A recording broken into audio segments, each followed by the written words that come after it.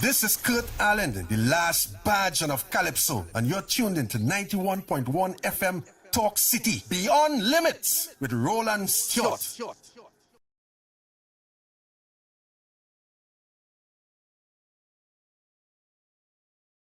Think you know Trinidad and Tobago?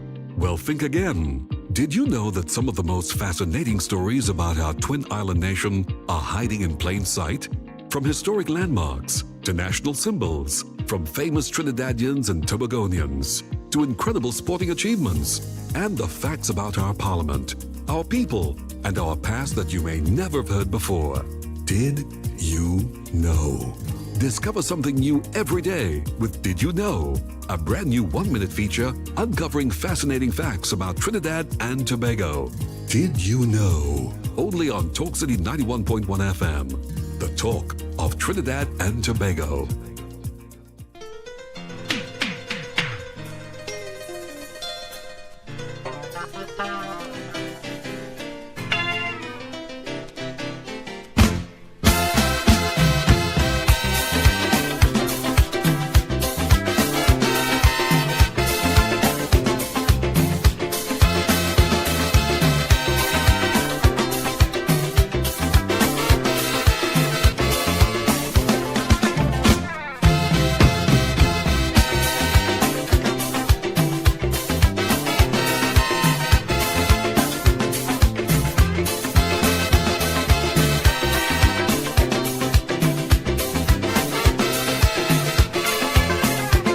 So the treasury broke and they say that recession jamming. So no foreign countries really start migrating. They lose faith in the country, they say we gone down the drain. They say no more could we see happy times again. But the will to recover in my people like have confidence. Although many may seem to feel that I talk it nonsense. But the majority of we decide we're not going to run, because now is the time to show we patriotism. For we country facing is dark, is sour. So our people need us today more than ever. But in our fight to recover, if ever you feel to surrender, it have one little thing that I want you always remember. We could make it if we try. Just a little harder. If we just give one more try, life would be much sweeter.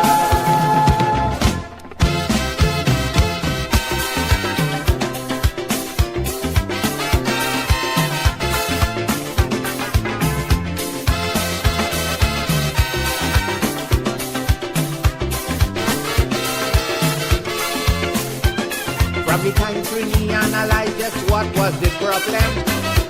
Yes, we start making very positive moves to solve them. We fire the old set of managers we had working, and it's a new group we went and we bring in. And if the goods we require, them new managers not supplying. When election time come back wrong, it's new ones we bring in. But if it's one thing about my people, I could guarantee that they would never ever put party before country. And if the country facing is dark, is sour, and our people need us today more than ever. But in our fight to recover, if ever you feel to surrender, it have one little thing that I want you always remember. We could make it if we try. Just a little harder. If we just give one more try,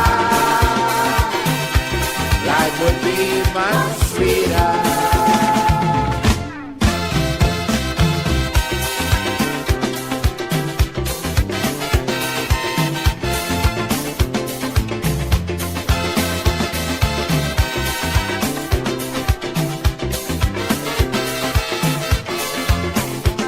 When the treasury was full and happy time, some was enjoying. It's in Mova and Laventille, poor people was living. Now the treasury flat and the country come back to square one. Poor people remain on the same old ghetto in John. But to get the economy return today on some footing, it's the same poor people, Candice and cola they're taking.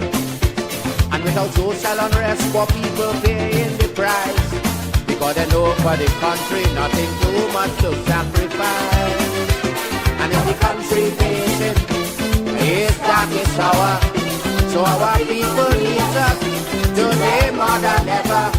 But in our fight to recover, if ever you feel to surrender, it have one little thing that I want you always remember. We could make it if we try, just a little harder. If we just give one more try, life would be much sweeter.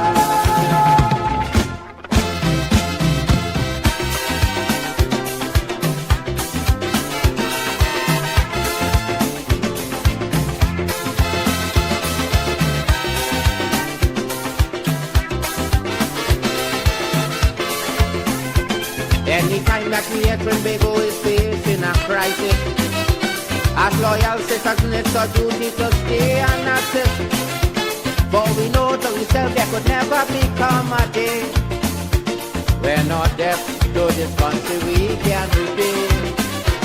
So who want to focus, go, I have no objection. But while outside I want you to have some fun, that your country of good facing its worst day in history. And we must do what we can, regardless where we may be. Our country facing its darkest hour, and our people need us today more than ever. But in our fight to recover, if ever we feel to surrender, it have one little thing that I want we always remember. We could make it if we try, just a little harder. If we just give one more try, life would be much sweeter. We could make it if we try, just a little harder. If we just give one more try, life could be much sweeter. We could make it if we try, just a little harder now, a little harder. One more try, sweeter, baby, sweeter. Try.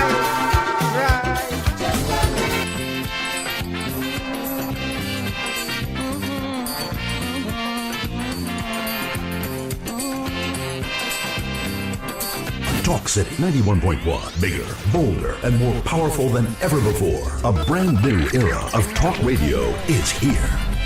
In the world, what do I see? I see footprints that man have left on the sand while walking through times. I see fruits of our ambitions, figments of our imaginations. And I ask myself, when will it end? When will it end? It is plain to see, universally this land is not bountiful as it was. Simply because in his quest for success, nothing stands in man's way. All rivers run dry, soon the birds will fly, the mountains will be no longer high. And when I really think of it, I just wonder why, oh why.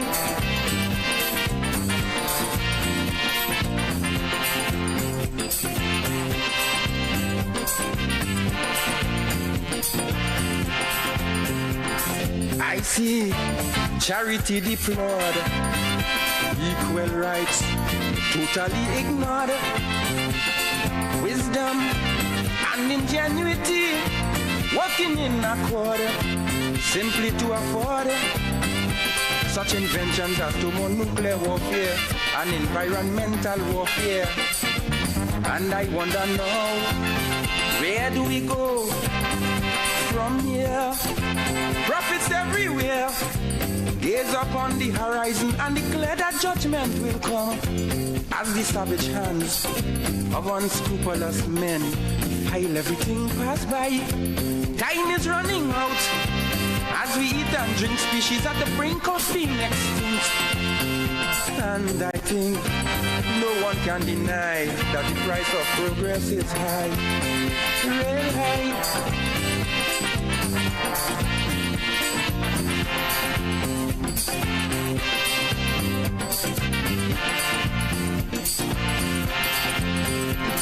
I see consciousness as great as today we live recklessly. Money make egos inflate and thereby create a turbulent state. I see a struggle between the sexes, new hang-ups and old complexes. Now the question is, right in context, what shall be next? I've already seen this world have come divided between race, color, creed, and class. And some of the things the scripture predict truthfully come to pass. Soil that wouldn't bear children, making children to be a part of this growing mass. And I ask, if this is progress, how long will it last?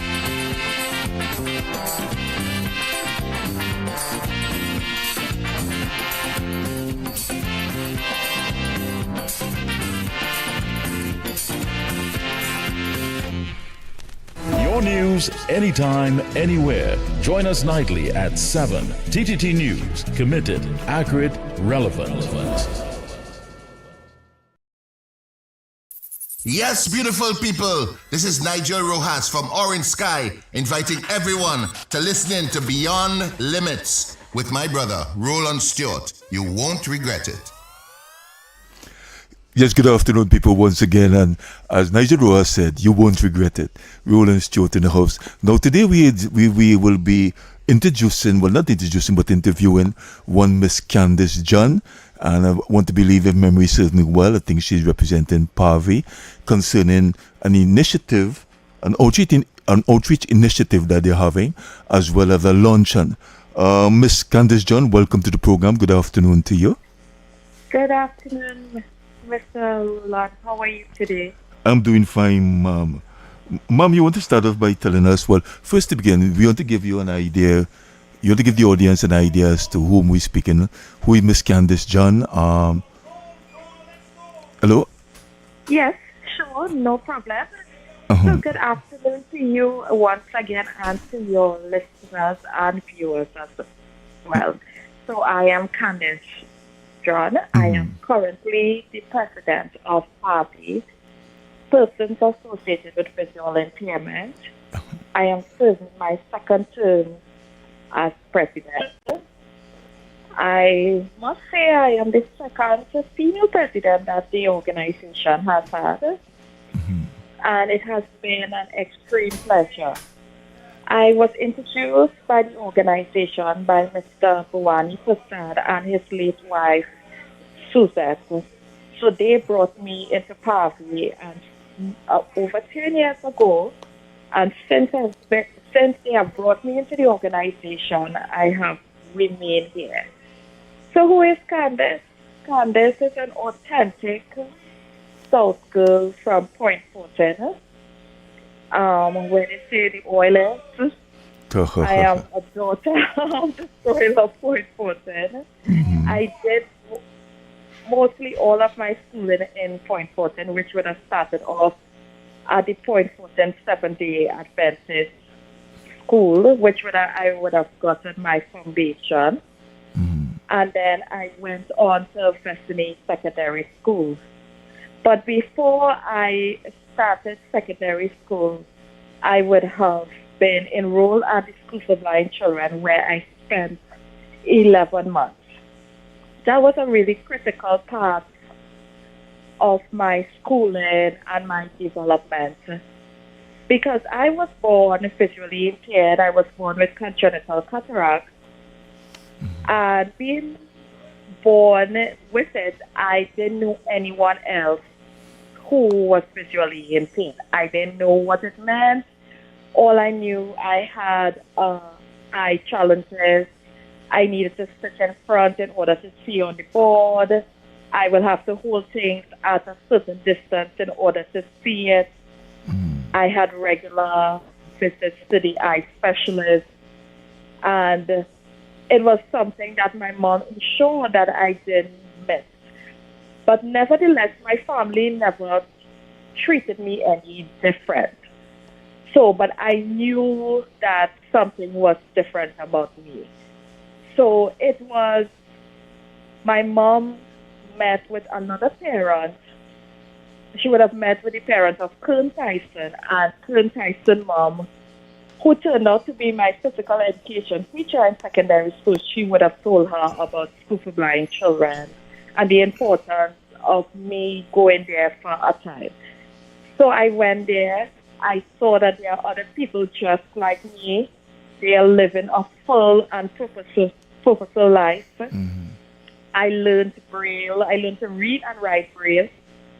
I would have learned some mobility and orientation and just the independence and daily living skills that someone with a visual impairment needed. So at the end of that journey, I would have been reintegrated into the mainstream, and that is where I went back to secondary school. I went to Destiny Secondary School. I would have spent 7 years there. I really enjoyed my years there at Destiny Secondary School. And then after I completed secondary school, I did enter the workplace for a bit. And then during that time, that is when I would have really found my purpose in terms of what it is I wanted to study. So I would have started studies at University of Trinidad and Tobago as a part-time student while I was working. But then I switched, thankfully, to a scholarship. I was able to switch to a full-time student, which I completed my first degree, re-entered into the workplace. One of my former classmates from secondary school always used to call me bookworm. So I always loved books. I always enjoyed studying and reading, and it's something that I think I inherit from my mom, because my mom is the same way. My mom would have been that person who taught me how to study, how to learn my spellings, how to write, how to speak, etc. So after I completed my first degree, I was not ready to do a master's, but I wanted to do something. So I would have done a postgraduate diploma. And then while as instructor at National Center for Persons with Disabilities, which I spent 6 years there, I realized it was time to do my master's. And I had the support of the former CEO, Dr. Beverly Beckers, as well as my co-workers to do so. And I would have graduated with my master's in 2021. I have been in the field of education for over 15 years. In both, I have served in public and private. Great. Well, I mean, if they turned out great for you, and I mean, if they the importance, listening to you, the importance of family support, the importance of friends, and people like Dr. Beverly Beckers, whom I know personally. I've known her for many years, since 1989. I spoke to her probably a couple of months ago. And it's nice that that only message we want to get across to people. Not only that anybody could be born blind, because your unborn child or anything like that. Because I know people, have been around a lot of the vision impaired people, because when National Library had just opened, I was the person was in charge of the vision impaired computer lab there, right? So there I met people like Michael Chestriel, who turned out to be a blind priest. A lot of people don't know they're a blind priest. People like Stormy and Tom used to be there, Lingo, Trisha Bruce, all these people, right? All them used to come in National Library, Astronaut, and Kerry, and all these kind of guys. Now, to move on to the initiative, right? Which is one of the most important things that we had to discuss here. You want to tell us, start by telling us, what is the goal of the initiative, the outreach initiative that you all are trying to have here? Okay, so one of the mandates of PAVI is to have public education and to contribute towards eye care and eye health. It's really important for persons to be able for early detection of eye diseases. We live in a society where sometimes things are happening to us and we don't take stock of it until it really gets really bad. And on a daily basis, persons are losing sight. And it's really important that we bring about this awareness through our community outreach. Even before I became a member of PAVI and being active on the board and committees, this was one of the things that the organization did. I've sat and heard many stories of when they went into different areas. Funding is a challenge for us, but we decided that whatever little funding that we have, we are going to revamp this program because we are seeing the need for it on a daily basis. We are receiving calls, emails, people losing sight, people need help, and there's so much new eye diseases that are around that you're hearing on a daily basis. So this community outreach is where we are going into various communities. We are starting off in St. Augustine on August 22nd, this Saturday, from 10 a.m. to 2 p.m. at the St. Augustine South Community Center, where we will have free eye screening. We will have a presentation by an eye specialist. You'll also get to hear from our adjustment to blindness team on how to adjust the visual impairment if you are new to this. And it's not just for the person who's losing sight, but also for family members, loved ones, caretakers, etc., colleagues, etc., like that. So persons will also get to learn about that sighted guide technique. Or if you meet someone who is visually impaired like me, or you meet someone, I still have some sight, what is considered guided sight. But you might meet someone who is totally blind. So you would need to learn, how can I approach this person? How can I assist this person? So we're going to be teaching you some of those things as well. And you get to learn about the organization and also see some of the assistive technology that we use in order to get our tasks done on a daily basis. Okay. Now, what are some of the challenges do you face in engaging? Well, your target audience, right? What audience you're targeting? So we are targeting persons in the community, parents with children, teenagers, young adults, in between, older. We don't have any limits on it because visual impairment can come to anyone. You could either be born with it or you could acquire it, and it could be acquired at any age or any stage in your life. So we want to get the information out there to everyone. Targeting children, having children part of this. Children learn quite well, and getting that message early to children. You have a child, and when your teacher tells them something at school and they come home and they say, "Mommy," or "Daddy," or "Uncle," whoever, it's face so, and they run with that.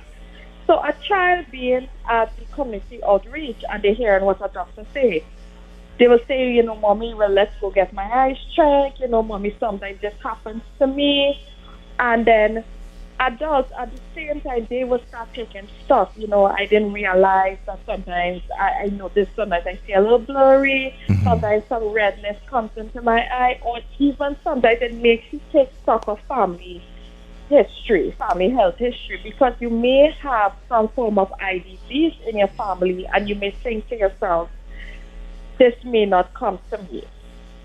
And not every eye disease out there, you have to lose your sight. So persons need to learn how to prevent blindness and early detection. And if you lose sight, how can I continue to live with this new norm? Now, in terms of the target audience, as you said, parents, and various people, etc.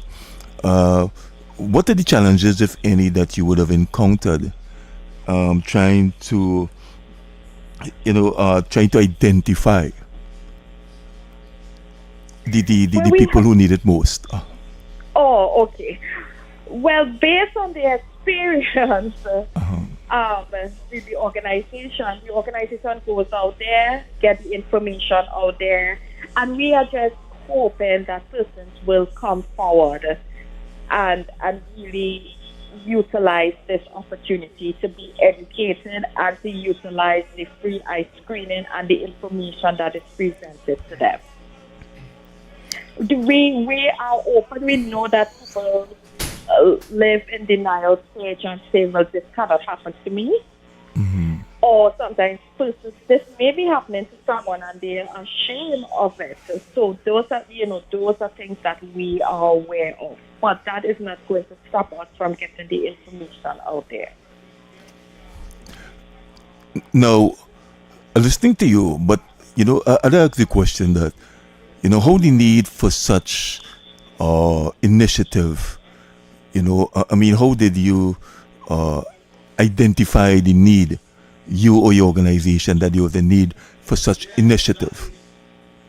Because at the fact that we receive calls, persons asking us about, how do I help this person, where can I get information from?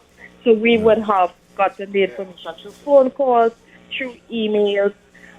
At one point, we had a very, for years, I should say, we had a radio program, and many persons would have said, I would have learned a lot through that radio program. We don't have that anymore at this time. So this is another way that we can get information out there as well. Now, could you tell the listeners what kind of activities that that would be involved in this kind of outreach program initiative? Okay, so we have free eye screening, so you can get your eye screened at no cost to you. Mm-hmm. We will have a display table where you can interact and ask questions about assistive technology that is visually impaired person use. Mm-hmm. There will be demonstrations on that. There will also be a presentation by an eye specialist on various topics, so you'll have an opportunity to listen and also ask questions as well. We will do demonstration on sighted guide techniques. There will also be a testimonial for someone who would have experienced losing their sight and the impact that PAPI would have had on their rehabilitation. You'll get to learn a little bit about PAPI, and you'll also get to learn about the process of adjustment to visual impairment or blindness.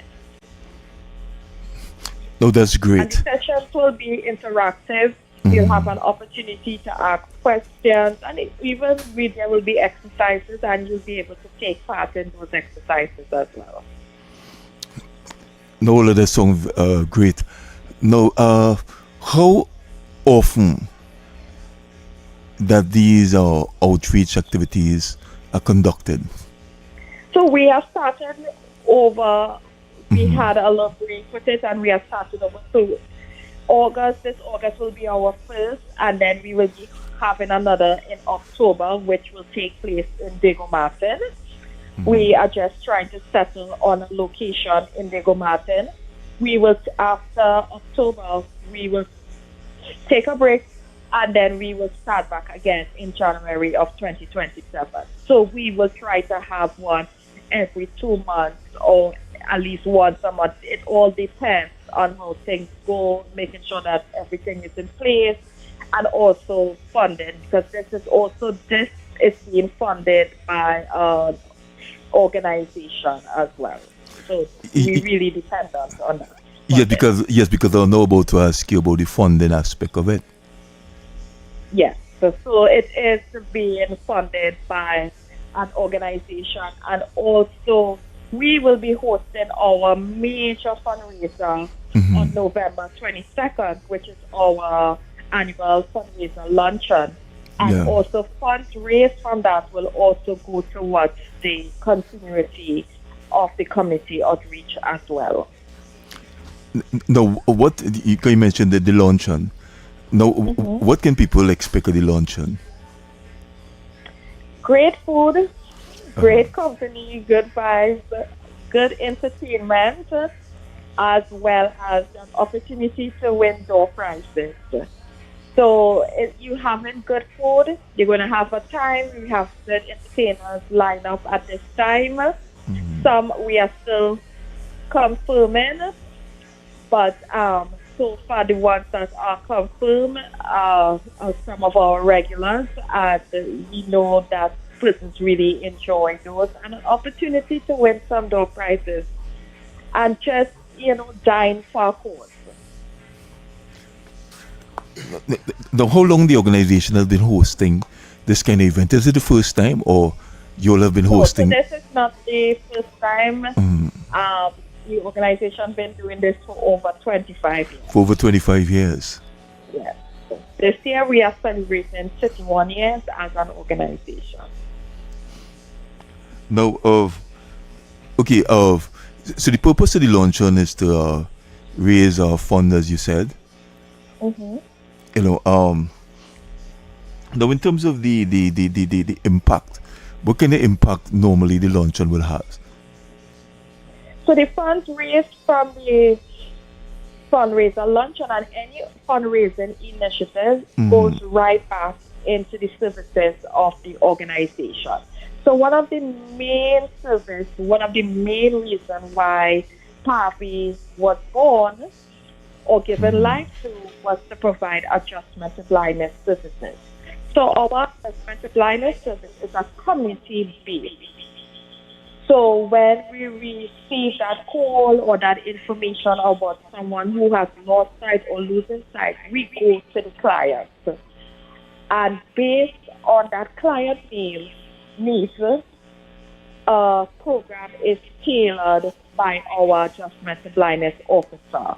And that officer will go out to that client, whether it's once a week or twice a week, and rehabilitate that person so that they can be reintegrated into society.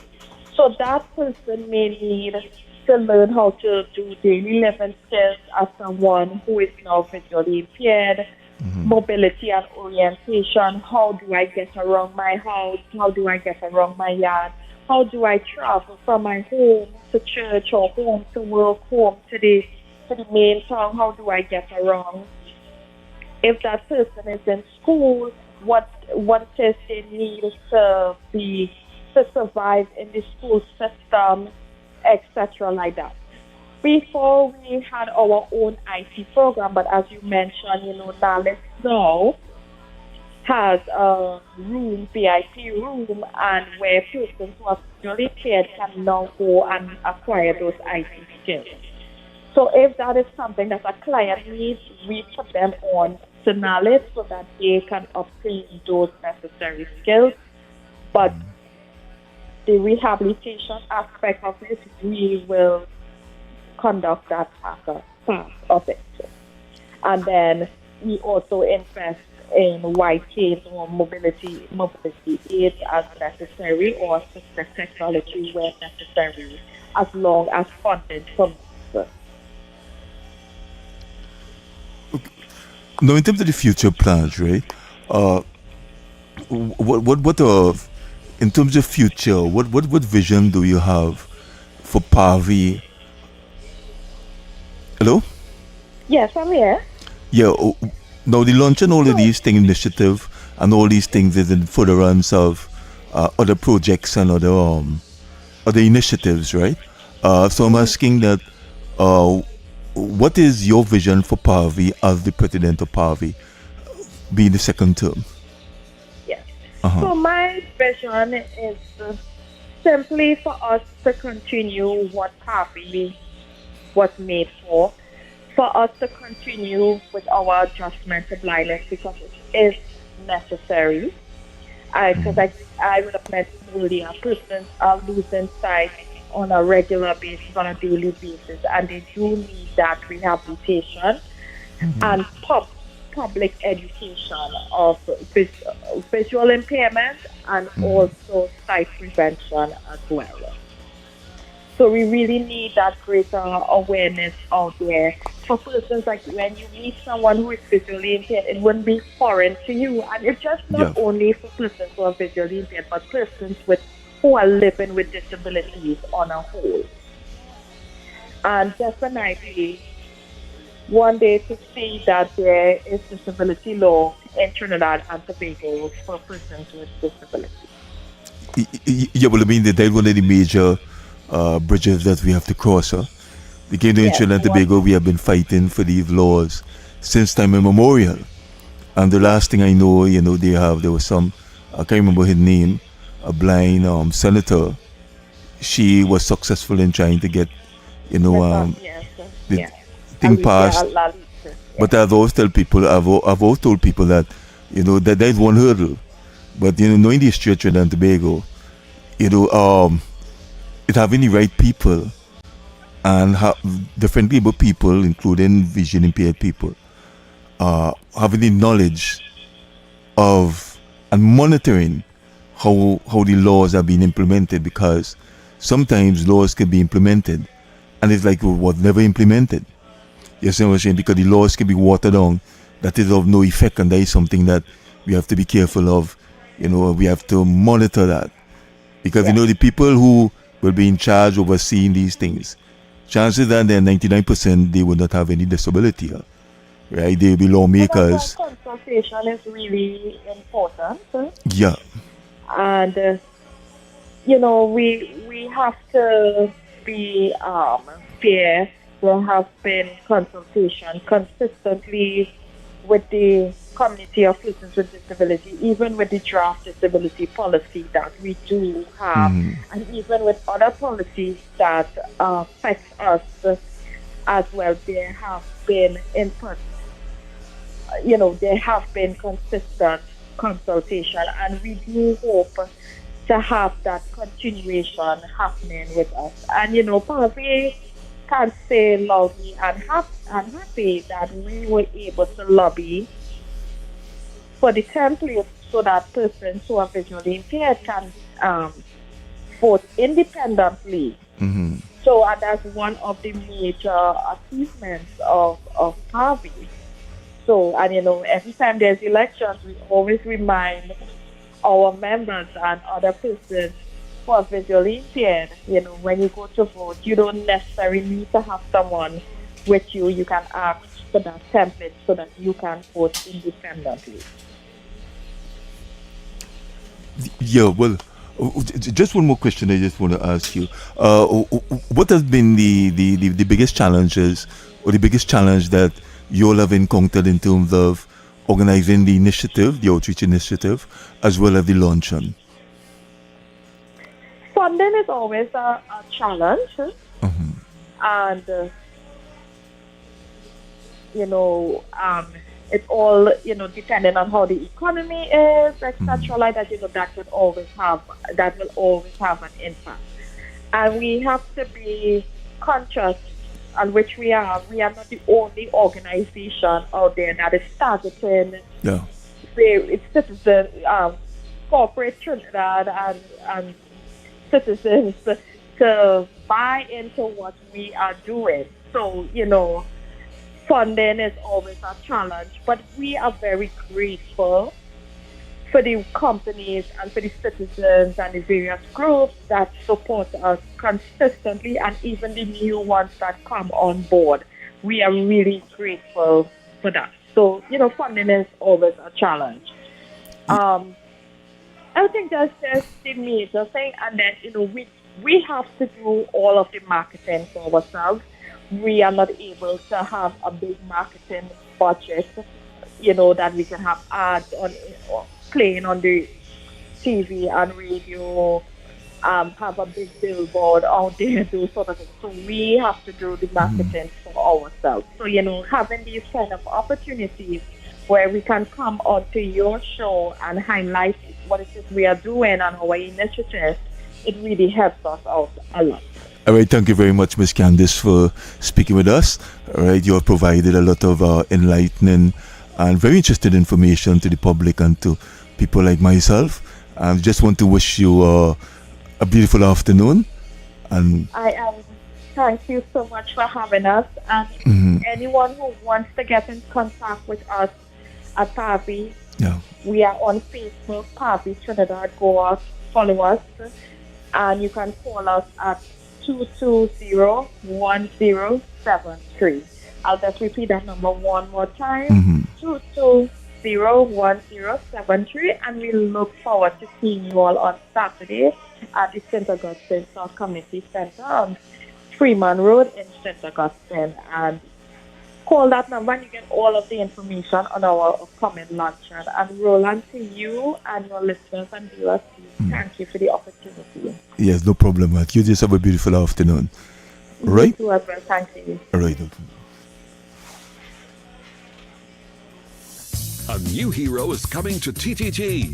Get ready for Claw, a local sci-fi action series packed with adventure, suspense, and super-powered action.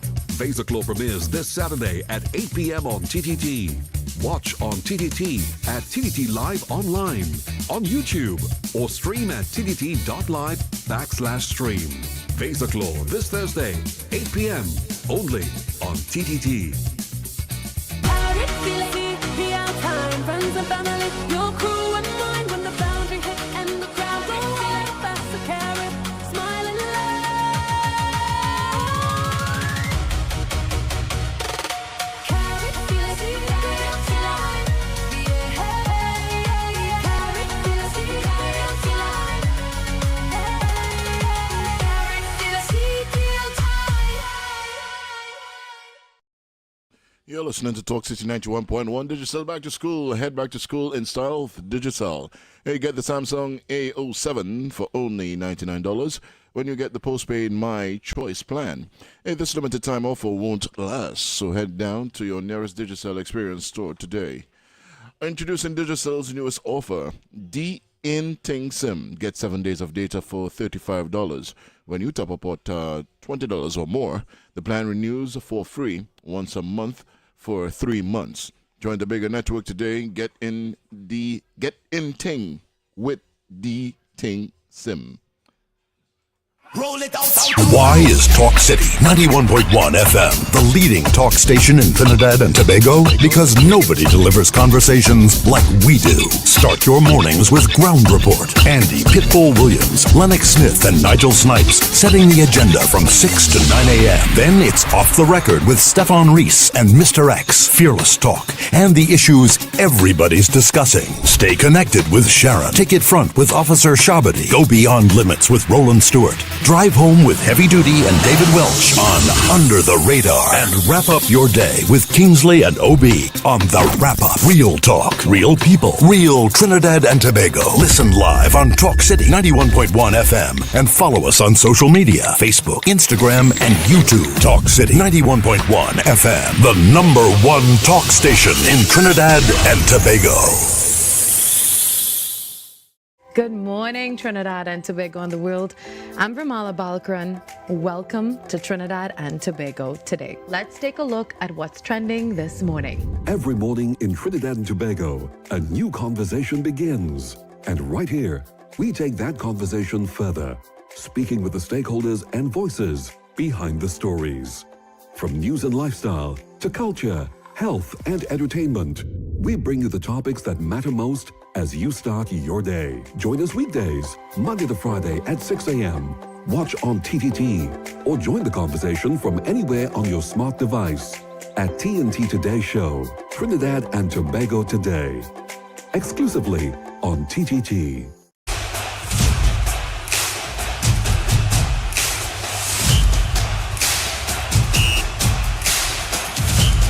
The 12th Man, Season 7, coming soon to TTT.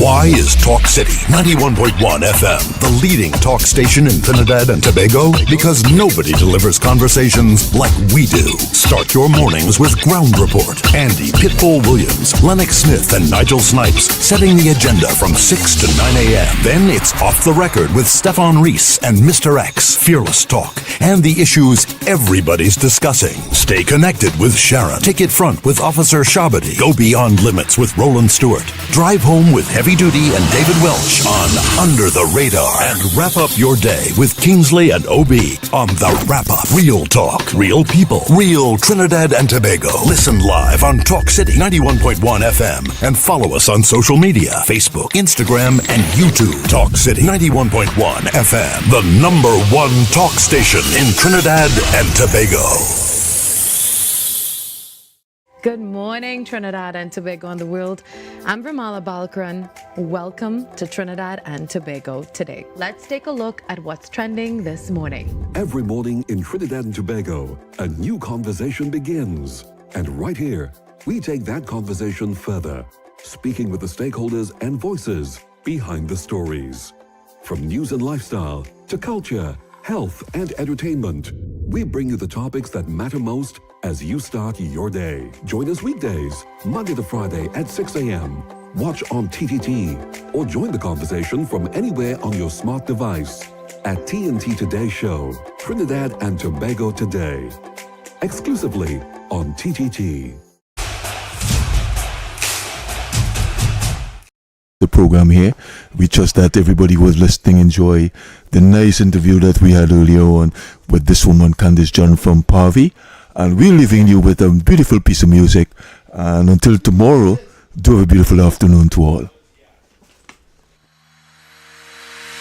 Every morning begins with a story.